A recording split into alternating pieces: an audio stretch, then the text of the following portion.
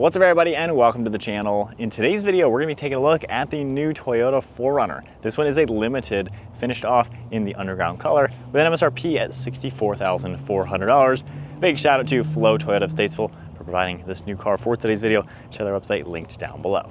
Taking a look underneath the hood of a 2026 Toyota 4Runner, this one features the iForce Max, which is a hybrid 2.4 liter 4-cylinder turbocharged engine. It makes 326 horsepower with 465 pound-feet of torque. We have a full-time 4-wheel drive system, 6,000 pound towing capacity. There's also an 8-speed automatic transmission and an adaptive suspension. It runs on a 19-gallon fuel tank. You can also expect 23 miles per gallon in the city with 24 out on the highway. Curb weight is around 4,700 pounds. We have an overall length at 194.9 inches. Wheelbase is 112.2. Width is 78 inches and height is 72.6 inches. Ground clearance is also going to be 9.2 inches. Now onto the styling with the newest generation for the Toyota 4Runner. The Limited is more of a luxury spec, which I actually quite like a lot, especially in the underground color, which is more on the sporty side for colors. You have a really cool set of LED headlights, daytime running lights on them as well, black housing, and then I like how you have this brushed aluminum color for the upper grille. You even have, looks like an illuminated Toyota badge. Nice design with plenty of openings, safety sensor, forward-facing camera, parking sensors as well, and you have LED fog lights. We have some silver trim, recovery hooks down below, massive front air dam. Overall, it's a really good-looking new SUV. I think they did a great job styling it over the previous gen. Just adds to the character we love about 4Runners. You have some sharp body lines on the hood, fading towards that windshield. Can't complain. I think they really did a great job. Just a cool-looking SUV.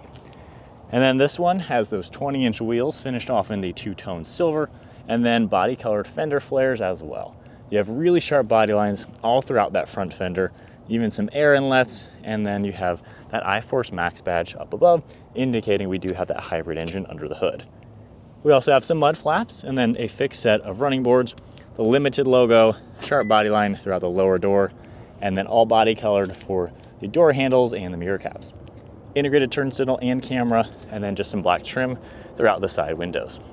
Up above, we have some silver roof rails, small sunroof up above, and then the side profile looks just like the old 4Runner. I like how that third glass kind of reminisces about older 4Runners, how it curves upwards towards the roof line. So really good style, just a little bit more modern than the previous gen. And then you got a nice set of LED taillights with a pretty cool look to them. You still have the power sliding rear glass, integrated wiper up above with a spoiler and third brake light. And we have the Toyota name written out. You have the buttons to lock and unlock it, as well as open and close that window. iForce Max badge, and then some silver trim throughout the rear. Got a recovery point down below, parking sensors, your trailer hitch, reflectors as well, 4Runner written out. Just a nice design. I love how they kept the style alive from the previous gen, but made it a lot more modern.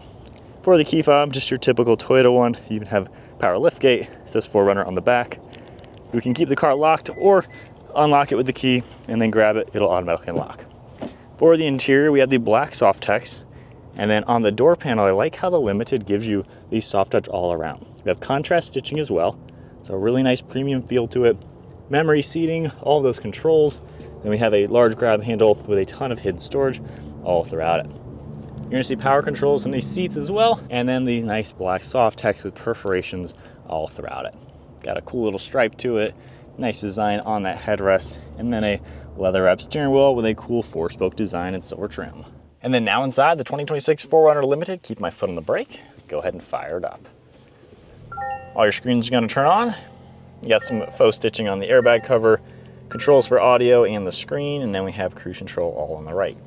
Stock on the right side for windshield wipers, stock on the left for headlights and turn signal, and then this gauge cluster is what you're used to seeing on a lot of the modern Toyotas.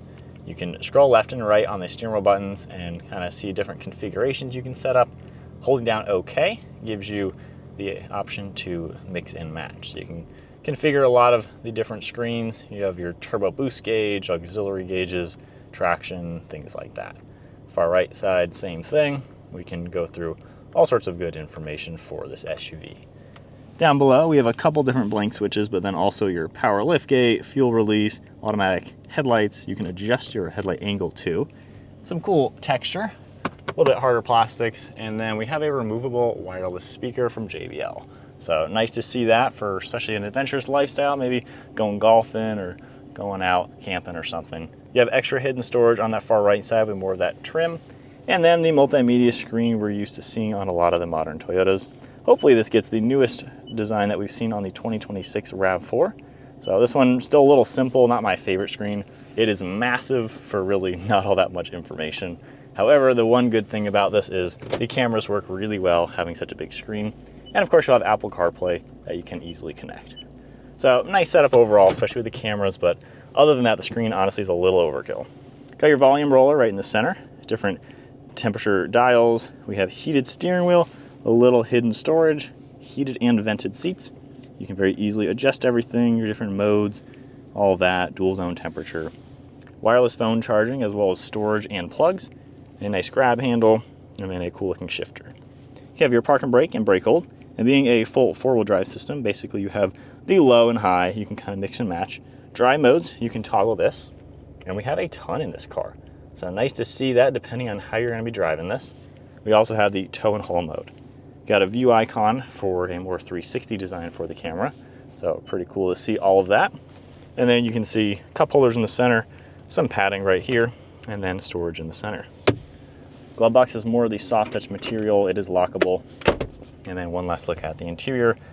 Same thing for the new Toyota Tacoma. So very familiar at this point with these new 4Runner and Tacomas. But nice interior with all the soft touches. I like it a lot. And then we have just a black headliner, manual sunshade for the glass roof. And then you're gonna see dome lights, sunglass holder, nice size, and then a simple mirror along with garage door buttons underneath. And then moving on to the rear seat space, just grabbing the door handle, open it up. Door panel's finished off similar to the front with all the nice soft touch materials up above throughout the center. And then we have hidden storage and even a cup holder. You need all the same seating materials back here. This can seat 3 people. And then we can pull down the center for an armrest and cup holders. You are gonna get some air vents back here along with a couple different USB ports. We have storage behind both of these seats. And then we have a recline lever on the side we can pull and get these to fold nice and flat or tumble forwards to give you extra space into the rear cargo area. So hopping into the back seat with the Toyota 4Runner. So overall, it's a pretty good sized SUV. It's definitely not exactly the most like plush back row. At 5'11", these seats actually feel a little small for me. My feet can kind of tuck under the seat ahead of me. I have plenty of knee room, but my feet are honestly kind of smushed, which makes me pull them back more, which then makes my knees go up in the air. So it's all right. You do have a really good recline angle, but I don't know, the bases just make your long legs just not as comfortable as they could. Headroom's pretty good. There's a nice bubble in the ceiling. You have a lot of view around. So it's a fine family vehicle in general, but the back seat definitely is compromised compared to some other vehicles. So it's good enough, it's got the space, but it's not exactly the most comfortable thing out there due to the rugged nature of a 4Runner in general. Onto the cargo area. Now, no 4Runner would be complete without pressing the button back here to automatically pop down this window, giving you easy access into the cargo space. Owners love this, or even just put it down for your dog to hang their head out. So from here, we have one button we can press, and we have that power liftgate that's gonna automatically pop open. Now, being the hybrid, you do have this large bump, which is honestly kind of a drawback, especially if you're a dog owner. It makes it a lot more challenging for them to jump in. You have hidden cargo underneath it. If you go for a non-hybrid, you can get a third row in here, which is kind of a cool touch.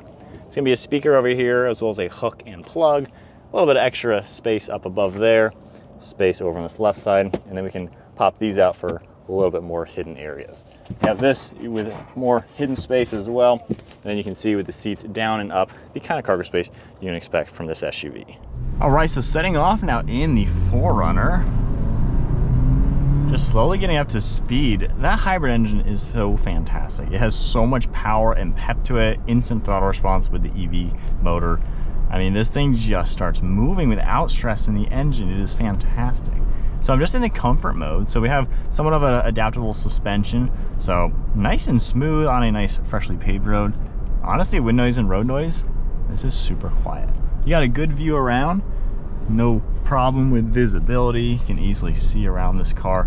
So just a nice, pleasant vehicle to drive. The seats are pretty comfortable up here. Can easily get them into a good position. Armrests are nice and comfortable too.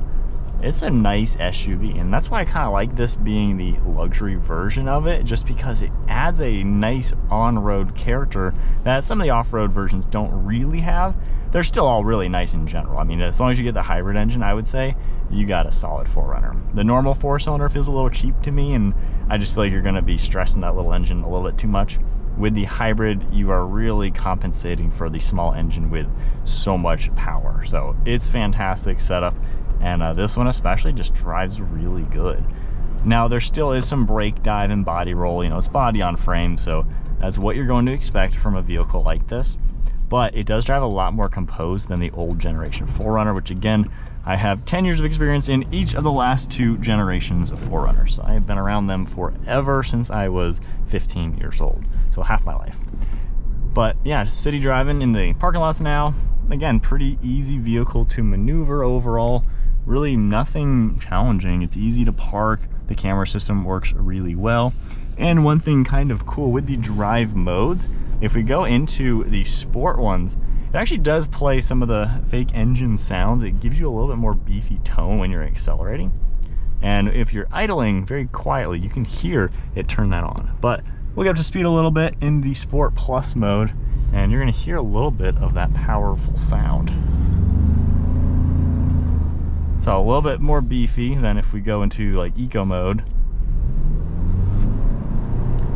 So it may not come off on camera, but you definitely have a cool soundtrack to it when you're in the Sport and Sport Plus. But man, that turbo engine with the EV is just so pleasant to drive. It has a lot of power, and it's just really nice. Interior materials, this is why I like the luxury specs, is because you have all the soft touch material everywhere. You don't have the hard plastics on the armrests and things like that. So I feel like you just gotta get the nice ones, and that's one drawback with 4Runner. It's an expensive SUV. If you want a nice one, you gotta pay the money to get the good one. Unfortunately, if you get the lower trim levels, they're still expensive, but they're just kind of cheap feeling. So personally, you gotta get a nice one, and you got a really nice vehicle at the end of the day. All right, so my honest thoughts now with the 4Runner. So we'll go back into Sport Plus, give it some throttle.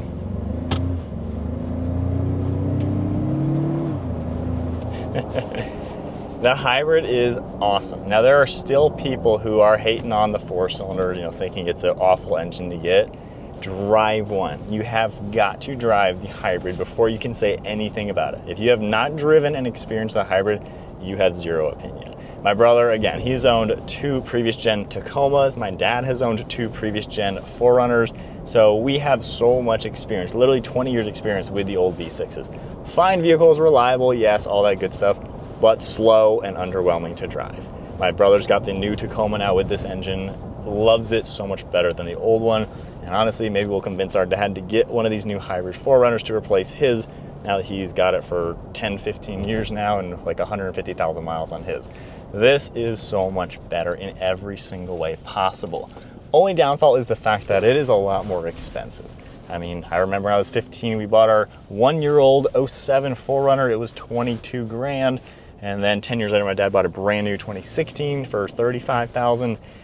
Yeah, now you're talking $65,000 for a very nice one. So it is kind of crazy, of course, but man, they've added obviously a lot of safety features, technology, and obviously with ridiculous regulations these days, automakers have had to spend a lot of money on cars that they didn't need to be building that cost way too much. So unfortunately, you've seen that in all the cars now, everything's gone up in price. But nonetheless, though, honestly, you can get pretty decent deals on these 4Runners, and you know, 50 to 60 grand, you can get a pretty good one that is nicely equipped. So not the worst, just it's not a cheap SUV, and you know that going into it. 4Runners have never been the cheapest option, but that is Toyota for you. They make solid vehicles, you gotta pay to play. With this one, I like the luxury spec just because it makes it feel a little bit more toned down from being such a rugged, you know, that body on frame, tough SUV. But it still has honestly a lot of capabilities. But there is the 26 Toyota 4Runner Limited. Nice spec for sure. If you enjoyed the video, give it a thumbs up, hit that subscribe button, stay tuned for plenty more content. Big shout out once again to Flow Toyota of Statesville for providing this new SUV for today's video. Take a look at their website linked below, and I'll see you all in the next video.